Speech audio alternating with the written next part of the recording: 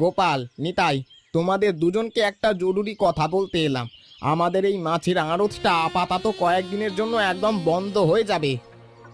সে কি কথা হরেন বাবু?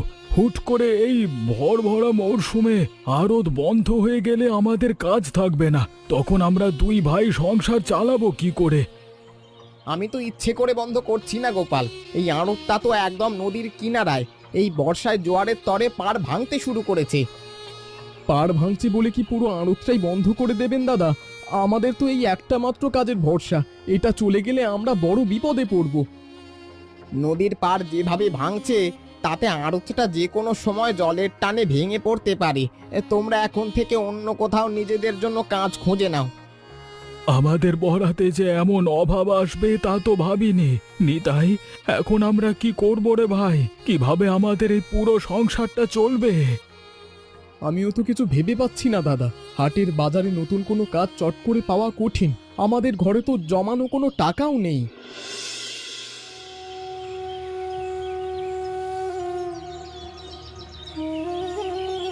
মা, আমার কলেজের পরীক্ষার ফি জমা দেওয়ার শেষ তারিখ কিন্তু চলে এলো। এখনই টাকা না দিলে ওরা আমার নাম খাতা থেকে একেবারে কেটে দেবে।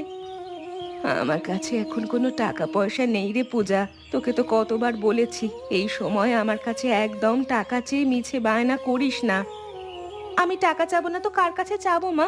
আমার পড়াশোনা কি তবে মাঝপথেই বন্ধ হয়ে যাবে একেবারে? আমি কি আর কলেজে যাব না?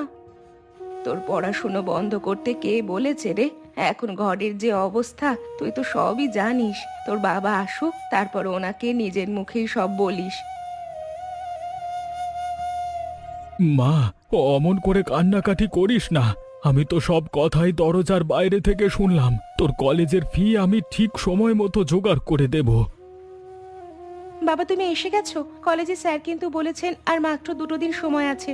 এর মধ্যে টাকা না দিলে বড় ক্ষতি হয়ে যাবে। তুই ওসব নিয়ে একদম ভাবিস না মা। আমি যখন তোকে নিজে মুখে কথা দিয়েছি তখন তোর পড়ালেখা বন্ধ হবে না। তুই মন দিয়ে বই খোল।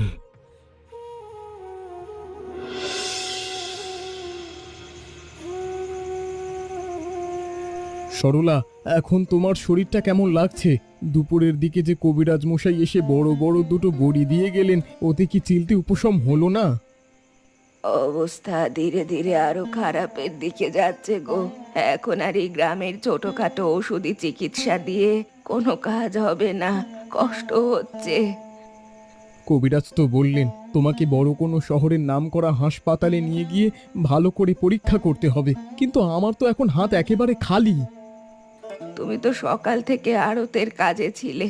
হরেন বাবু কি তোমাদের এই মাসের খাটুনির পাওনা টাকাটা আর চটপট মিটিয়ে দিলেন না? পাওনা টাকা তো দূরের কথা সরলা, আজ থেকে আমাদের আড়তের কাজটাই একেবারে চলে গেল। নদী ভাঙনের জন্য আতরটাই এখন বন্ধ হয়ে গেছে। এই বিপদের দিনে কাজটাও চলে গেল। তাহলে আমার এই বড় চিকিৎসা এখন কিভাবে হবে? ডাক্তার দেখানোর টাকা আমরা কোত্থেকে জোগাড় করব গো?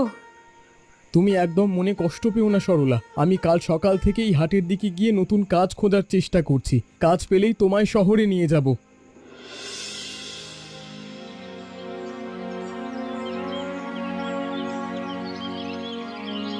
নমস্কার কানাই বাবু, আপনি হাটের দিকে যাচ্ছেন বুঝি?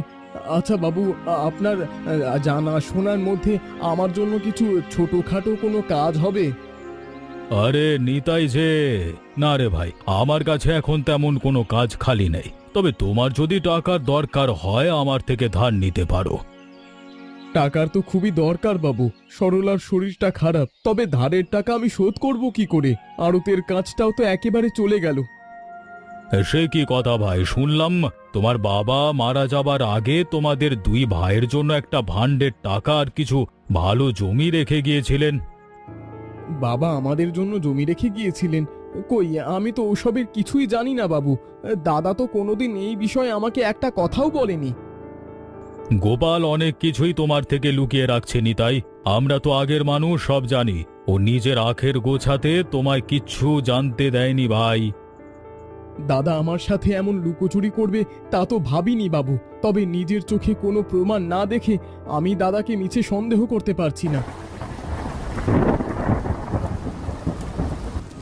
নিতাই, চটপট ঘর থেকে বের হ রে ভাই। ঝড় যেভাবে বাড়ছে আমাদের এই রান্নাঘরের চালাটা তো আজকে রাতের মাঝে একবারে উড়ে যাবে দেখছি। আমি এসে গেছি দাদা, তুমি ওদিকের খুঁটিটা শক্ত করে ধরো, আমি এই বড় দড়িটা দিয়ে চালের মাথাটা বাঁধার চেষ্টা করছি, জল পড়ছে। ওগো, তোমরা দুজনে সাবধানে কাজ করো। আমি ভেতর থেকে বড় বড় গামলাগুলো নিয়ে এলাম। চালের ফুটো দিয়ে সব জল এসে উনুনে পড়ছে গো। সাবিত্রী, তুমি রান্নার হাঁড়ি আর চালের বস্তাগুলো চটপট টেনে টেনে শোবার ঘরে নিয়ে যাও। নিতাই, তুই ওদিক থেকে আরেকটা বাঁশ এনে দে তো। এই নাও দাদা, আমি বাঁশটা ধরছি। ভাগ্যিস আমরা দুই ভাই একসাথেই থাকি, নইলে এই ঝড়ে আজ একলা ঘর সামলানো কঠিন হতো। আমরা দুই ভাই একসাথে থাকলে কোনো ঝড়ই আমাদের ক্ষতি করতে পারবে না রে নিতাই। তুই উনুন পাড়ের শুকনো কাঠগুলো চটপট করে ঘরের ভেতর সরিয়ে নে তো।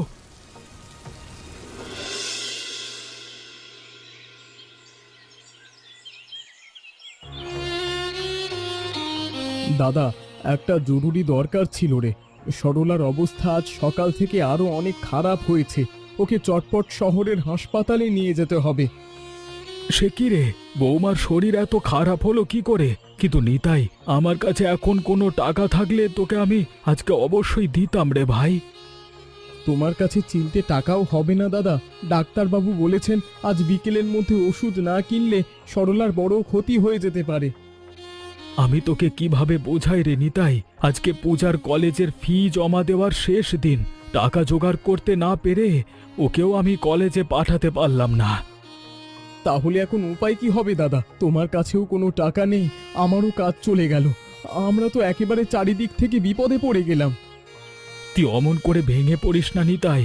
আমি বিকেলের দিকে হাটের মহাজনদের কাছে গিয়ে চিলতে ধারের জন্য হাত পেতে দেখবার চেষ্টা করছি।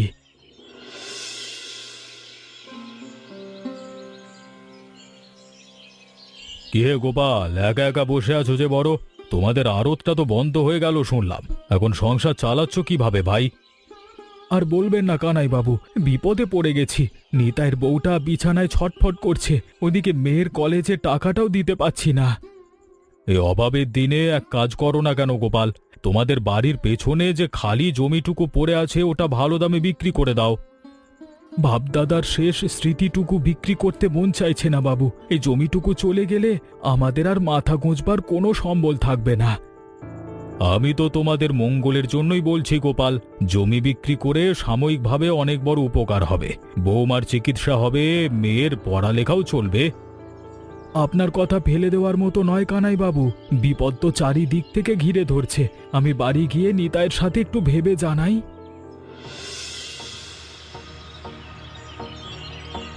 মা, আমি আর কোনোদিনও কলেজে যাব না। আমার পড়াশোনা আমি আজ থেকে একেবারে বন্ধ করে দিচ্ছি। এইভাবে প্রতিদিন কষ্ট পাওয়ার চেয়ে ঘরে বসে থাকা অনেক ভালো। তুই এমন পাগলের মতো কথা বলিস না মা। তোর বাবা তো টাকার জন্য দিনরাত এক করে মানুষের দাঁড়ে দাঁড়ে ঘুরছে। তুই একটু ধৈর্য ধর। কত ধৈর্য ধরবো মা? বান্ধবীরা সবাই ফি জমা দিয়ে দিল, আর আমি টাকার জন্য রোজ স্যারেদের কাছে মাথা নিচু করে দাঁড়িয়ে থাকি। আমার লজ্জা করে।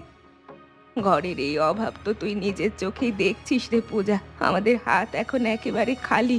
তোর বাবার মনটা তুই এভাবে কেঁদে আর ভেঙে দিস না মা। আমি তো কোনো বিলাসিতা চাচ্ছি না মা, শুধু পড়াশোনা করতে চাচ্ছি। কপালে যদি বিদ্যা না থাকে তবে এই দুঃখের সংসারে আমার চেয়ে বড় অভাগী আর কেউ নেই। তুই শান্ত হ মা, একটু ভগবানকে ডাক। মানুষের দিন তো সবসময় একরকম যায় না। দেখিস, আমাদের এই অন্ধকার দিনও একদিন ঠিক কেটে যাবে।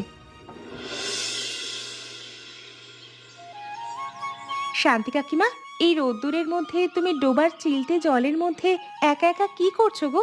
বালতির ভেতর ওগুলো কি মাছ নড়াচড়া করছে? এই তো পূজা, ডোবার পাশে দাঁড়িয়ে অনেকগুলো পুঁটি মাছ ধরলাম রে। সেই কত বছর আগে এই মাছের চপ খেয়েছিলাম, আজ বানাতে ইচ্ছে হলো। পুঁটি মাছের চপ? এই ছোট ছোট পুঁটি মাছ দিয়ে আবার চপ বানানো যায় নাকি কাকিমা? আমি তো কোনোদিন এই চপের কথা শুনিনি। লোকজনে কি এটা খায়? অনেকেই এই চপ চেনে না রে পূজা, কিন্তু এটা খেতে খুব সুস্বাদু হয়। পুঁটি মাছের সাথে মশলাপাতি মিশিয়ে ভাজলে চমৎকার লাগে খেতে। আমাদের ঘরে তো পুঁটি মাছের কোনো অভাব নেই কাকিমা, ডোবা নালায় প্রচুর আছে। কিন্তু এই চপ কিভাবে বানাতে হয় আমি তো একটুও জানি না। তুই ওসব নিয়ে একদম চিন্তা করিস না মা, আমি তোকে এই চপের পুরো রেসিপি খুব ভালো করে শিখিয়ে দেব। তুই একদিন আমাদের বাড়িতে চলে আসিস। বাবা, কাকু, তোমরা দুজনে এই অভাবের দিনে আর মিছে মন খারাপ করে বসে থেকো না। আমি তোমাদের জন্য একটা উপায়ের কথা ভাবছি। তুই আবার কি উপায়ের কথা বলছিস রে মা? আমাদের তো আড়তের কাজটাই চলে গেল। এখন মাথা গোঁজবার জমিটুকু বাঁচানোই আমাদের কাছে সবচেয়ে বড় দায়। আমাদের ডোবায় তো প্রচুর পুঁটি মাছ আছে বাবা। আমরা যদি সেই পুঁটি মাছ ধরে বাজারে মচমচে চপ বানিয়ে বিক্রি করি তবে কিন্তু ভালো হতো। পুঁটি মাছের চপ? সব ছোট মাছের চপ বাজারে আবার কে খাবে রে মা? লোকজন এসব কথা শুনলে হাসাহাসি করবে, উল্টে আমাদের আরো অনেক লোকসান হবে। তোমরা একবার আমার কথাটা বিশ্বাস করো কাকু, শান্তি কাকিমা এই চপ ভালো বানাতে পারে। আমি ওনার থেকে রেসিপি একদম নিজের মাথায় গেঁথে নিয়ে আসবো। নিতাই ঠিকই বলেছে রে পূজা। এই চপ আমাদের গায়ের হাটে আদেও কেউ কিনবে বলে তো মনে হয় না। এই বিপদের দিনে ফালতু খরচ করবার মতো পয়সা তো নেই। তোমরা একটাবার অন্তত চেষ্টা করে দেখো না বাবা। আমি তোমার কাছে হাত জোর করে বলছি, ভালো না হলে আর কোনোদিনও আমি তোমাদের কিচ্ছু বলবো না।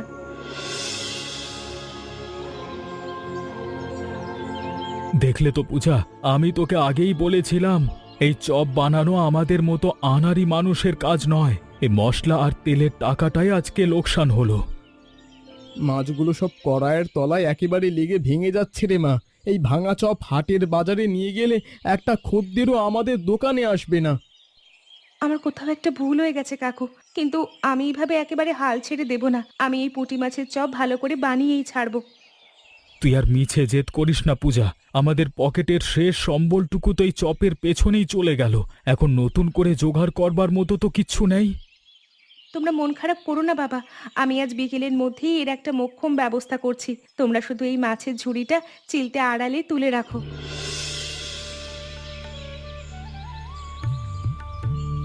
কাকিমা, এই চপটা দেখতে তো চমৎকার হয়েছে গো। আমি একটা মুখে দিয়ে দেখি। বাহ, এটা খেতে তো সত্যিই মুচমুচে আর সুস্বাদু হয়েছে। হ্যাঁ শান্তি, তুমি একদম ঠিক কথাই বলেছ। পুঁটি মাছের যে এমন স্বাদ হতে পারে তা তো আগে কোনোদিন ভাবিনি। এই চপ হাটে নিয়ে গেলে ভালোই হবে। আমি তো তোদের আগেই বলেছিলাম রে সাবিত্রী, এই চপের ওপরে মশলাটা সাবধানে ছড়িয়ে দিলে খদ্দেররা এর গন্ধেই দোকানের দিকে ছুটে আসবে। মা, তুমি চটপট এই চপগুলো বড় থালায় তুলে রাখো দেখি। বাবা আর কাকু হাট থেকে ফিরলেই ওনাদের আগে এই গরম গরম চপ একটা খাইয়ে দেখতে হবে। তোর বাবা তো হাটের মোড়ে কাজের খোঁজে গেছে রে পূজা। তুই চপগুলো কাপড়ে ঢেকে রাখ, ওনারা এলেই আমরা সবাই মিলে একসাথে খেতে বসবো।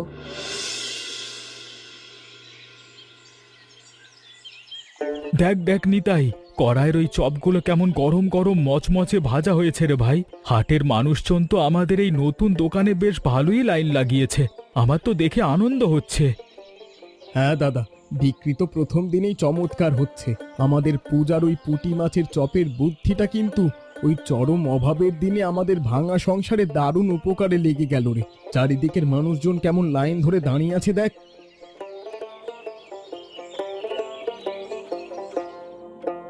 কি হে গোপাল, নিতাই, তোমরা এখানে দুই ভাই একসাথে বসে এই ছোট পুঁটি মাছের কি সব ছাইপাশ ভাজা পোড়া বিক্রি করছো?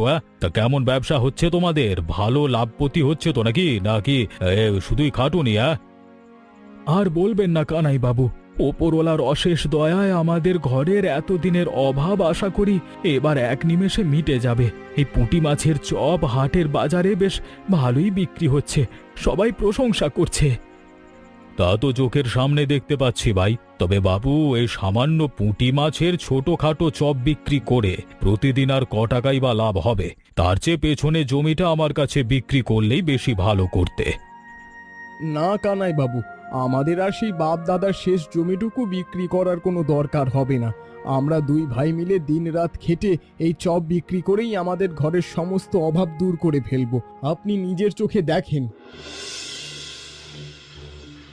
পূজামা, আজকে হাটের এই পথে এত মানুষজন চারিদিকে ঘুরছে, অথচ আমাদের এই চপের দোকানের সামনে একটা খদ্দেরও কেন এসে দাঁড়াচ্ছে না? সকাল থেকে মন খারাপ লাগছে, বিক্রি বাটা একদম বন্ধ। আমিও তো সকাল থেকে ওটাই এক মনে ভাবছি বাবা। কাল তো হাটের মানুষজন এই পুঁটি মাছের চপ নেওয়ার জন্য লাইন দিয়েছিল, আজ সবাই দূর থেকে আমাদের দোকান দেখে মুখ ঘুরিয়ে চলে যাচ্ছে কেন, কিছুই তো বুঝছি না। গোপাল, পূজা, তোমরা এখানে এমন শুকনো মুখ চুন করে বসে আছো কেন? আমি তোমাদের এই চপের ব্যবসা নিয়ে গ্রামের ভেতর থেকে একটা খারাপ আর নোংরা খবরের কথা শুনতে পেয়ে ছুটে চলে এলাম। কি হয়েছে বৌদি, একটু পরিষ্কার করে বলুন তো। চারিদিকের এই লোকজন আমাদের দেখে অমন ফিসফিস করে কি সব বলাবলি করছে। আমাদের ওই দোকানে কেউ একটা চপও কিনতে আসছে না কেন? নতুন কোনো সমস্যা হলো? ওই শয়তান আর কুটিল কানাই বাবু পুরো গ্রামের মানুষের কাছে রটিয়ে দিয়েছে যে তোমরা নাকি বাসি আর পচা পুঁটি মাছ দিয়ে এই চপগুলো বানাচ্ছ, তাই তোমাদের চপ খেলে নাকি লোকজনের বড় অসুখ বিসুখ হবে। এই মিথ্যে কথাটা কানাইবাবু গ্রামের সবার কাছে এমন ভাবে রটিয়ে দিল কাকিমা। আমরা এত কষ্ট করে ডোবা থেকে টাটকা মাছ ধরে এনে চপ বানালাম, আমাদের এই ব্যবসাটাও এক নিমেষে শেষ করে দিল।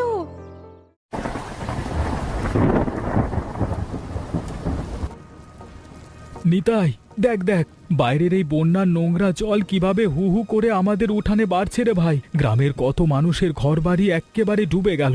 সবাই ওই দূরের আশ্রয় কেন্দ্রে গিয়ে কষ্ট করে আশ্রয় নিয়েছে রে। হ্যাঁ দাদা, খারাপ অবস্থা চারিদিকের মানুষের। ওখানকার আশ্রয় নেওয়ার মানুষজনের তো এখন এই চরম দুর্যোগে খাবারের কষ্ট হবে। এই বিপদের দিনে ওদের পাশে আমাদের দুই ভাইয়ের চটপট দাঁড়ানো দরকার রে। তুই একদম নিজের ভাইয়ের মতো খাঁটি আর সত্যি কথাই বলেছিস নিতাই। আমাদের ঘরের ডোবায় এখনো প্রচুর টাটকা পুঁটি মাছ রয়ে গেছে। আমরা দুই ভাই মিলে চটপট অনেকগুলো চপ বানিয়ে ওদের জন্য নিয়ে যাই না কেন? খুব ভালো হবে দাদা, তুই একদম ঠিক কথা ভেবেছিস। আমরা দুজনে আজ সারা রাত জেগে মচমচে চপ ভেজে সকালে ওই আশ্রয় কেন্দ্রে নিয়ে যাব। ওই দুর্যোগের গ্রামের গরিব মানুষগুলোর মুখে অন্তত চিলতে ভালো খাবার তো জুটবে। তাহলে আর মিছে দেরি করিস না ভাই, রাত কিন্তু হয়ে যাচ্ছে। তুই উনুন পাড়ে গিয়ে তেল আর বড় কড়াইটায় চটপট রেডি কর। আমি মাছের বড় ঝুড়িটা নিয়ে ধীর পায়ে এখনই তোকে সাহায্য করতে আসছি।